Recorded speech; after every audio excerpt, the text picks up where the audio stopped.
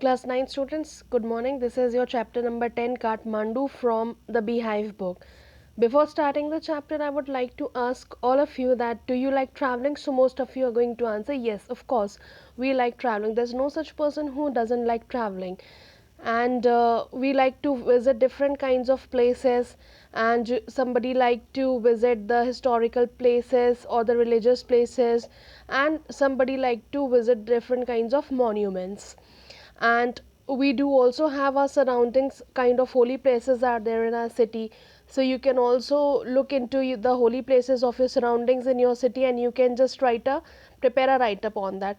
In this chapter, the writer Mr. Vikram Seth has also described about his journey, the Kathmandu, which is the capital city of Nepal.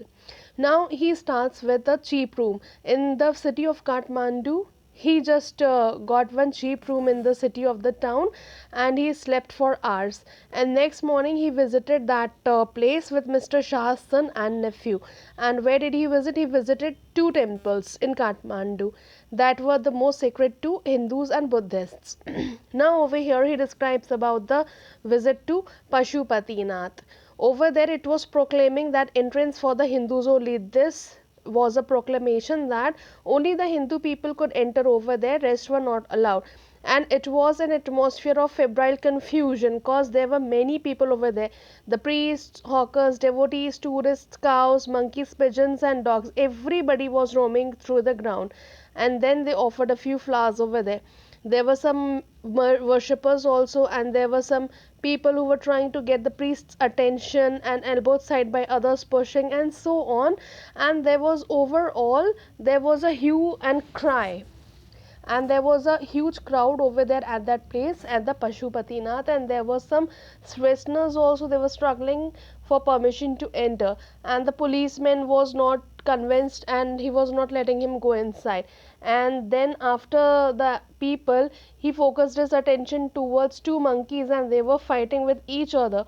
One was chasing and one was jumping into a shivlanga and so on. Now over there, next happens, he describes about the account of the Bagmati river. It flows below. Over there the corpse is being cremated on its bank, and the washerwomen also, they are washing their clothes, and the children are bathing from a balcony. A basket of flowers and leaves and some kind of offerings was there. And a small shrine is also comes out. It is half protruding from the stone platform on the river bank, and it is believed by the people when it will emerge fully, the goddess inside will escape, it will come out, and then the evil period of the Kali Yuga will end over the earth. So this is the belief over there. Now he describes about the Bodhnath Stupa, the Buddhist shrine of the Kathmandu. Shrine means a place of worship. Over there, now he contrasts. At Pashupatinath, there was a hue and cry, but over here in this place, in the Buddhist shrine, it was a sense of stillness. And its immense white dome is ringed by the road. And there were shops also, they were on the outer edge, and they were owned by the Tibetan immigrants. They were selling felt bags, Tibetan prints, and silver jewelry. And there were no crowds. This was a heaven quietness, means a slave pace in the busy streets around.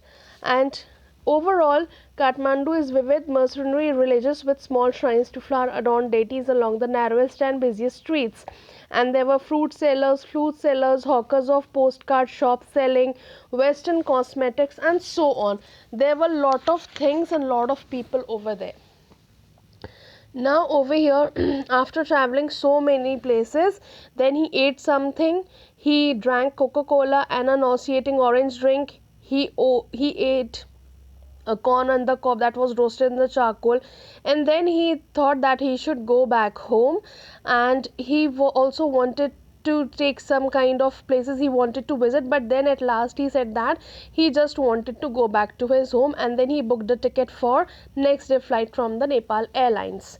Then all of a sudden a flute player attracted his attention. He was standing in the corner of the square near the hotel, and he was holding a pole with an attachment at the top with 50 or 60 bansuris. They were protruding in all directions, and they were of bamboo and cross flutes and recorders. And over here he was just trying that person was not trying to cry, and he was not trying to sell his flute. He was busy. Occasionally he was very slow, and he was meditatively, without excessive display, he was just playing his flute, and he was not making much efforts. He was not shouting out his ways. He was occasionally making a his sale, and over there it was the pattern of his life. So all these things were described by the writer narrator, and he beautifully describes each and everything over there. And the narrator, he himself says that he got attracted to the flute music. Why? Because he was a flute music lover, and he's saying there's no culture that does not have its flute. There are different kinds of flutes: the rei, the recorder, Japanese shakuhachi, the bassuri of Hindustani classical music, and the clear or the breathy flutes of South America, and the high pitched Chinese flutes. Now he says that each one has its specific fingering and compass, and he says that yet to hear any flute, it seems to the writer to be drawn into the commonality of all the mankind. So he himself enjoys a lot in just listening to the music and the flute. And he says that he was an ardent lover of music. So it was an extract from Heaven Lake by Vikram Seth.